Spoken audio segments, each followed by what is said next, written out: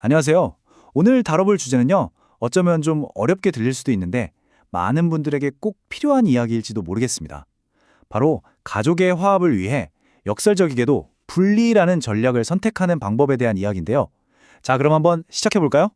혹시 여러분 이런 고민해 보신 적 있으신가요? 바로 이 질문이 오늘 우리가 나눌 이야기의 시작점인데요. 가족이라는 이름이 주는 그 무거운 짐 때문에 혼자서 끙끙 앓고 계신 분이라면 누구나 공감할 만한 감정일 거예요. 자, 그런데요, 이 분석에서는 아주 단호하게 말합니다. 그런 감정을 느끼는 건 결코 잘못된 게 아니라고요.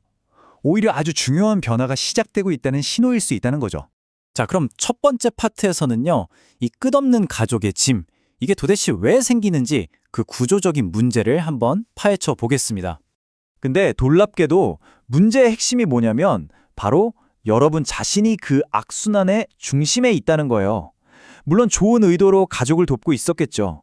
하지만 나도 모르는 사이에 집안의 모든 문제와 부정적인 에너지를 끌어당기는 자석이 되어버린 겁니다.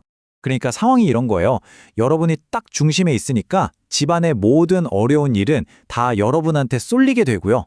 그럼 자연스럽게 가족들은 여러분한테 의존하게 되겠죠. 이게 결국 어떻게 되냐면 여러분의 그 헌신이 오히려 가족들이 스스로 일어설 기회를 막아버리고 계속해서 위기가 닥치고 또 위존하는 이 악순환의 고리를 만들어내는 겁니다.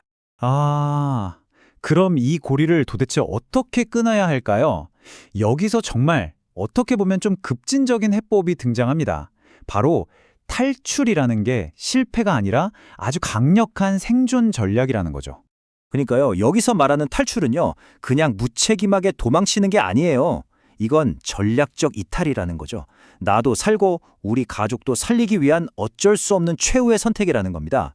심지어 이 주장을 처음 편 곳에서는 이걸 대자연의 법칙이라고까지 부르면서 이게 얼마나 필연적인지를 강조하고 있어요. 아니 근데 왜 이렇게까지 해야 할까요? 계속 같이 있으면 대체 어떤 위험이 있길래 그러는 걸까요? 그 현실을 한번 제대로 들여다보죠. 정말 안타깝지만 현실은 꽤나 냉정합니다. 지금처럼 제대로 기능하지 않는 이 환경에 계속 머무르는 건요, 결국 가족 모두가 힘들어지는 길로 갈 수밖에 없다는 거예요. 바로 이 인용구가 그 암울한 결과를 아주 명확하게 보여주는데요. 이건 그냥 이럴 수도 있다는 의견이 아니라 마치 자연의 법칙처럼 정해진 결과다라고 아주 강력하게 경고하는 셈이죠. 자, 이제 좀 무거운 얘기는 그만하고 해결책으로 넘어가 보죠. 이 분리가 가져오는 긍정적인 결과들, 여기 한번 집중해 보겠습니다. 자, 보세요. 함께 있을 때랑 떠난 후를 비교해보면 그 차이가 정말 명확하게 보이죠. 함께 있으면 내 에너지는 가족의 위기를 막는데 다 쓰여버리고 부모님은 계속 의존적이게 되죠. 그 결과는 뭐다? 서로 파멸하는 거예요. 하지만 떠나고 나면요, 내 에너지는 오롯이 나의 성공에 집중되고 부모님은 어쩔 수 없이 자립하게 됩니다. 최종 결과는 다 같이 생존하고 또 성공하는 길로 가게 된다는 거죠. 여기서 한 걸음 더 나아가서 심지어 야반도주, 그러니까 몰래 떠나라는 조언까지 합니다.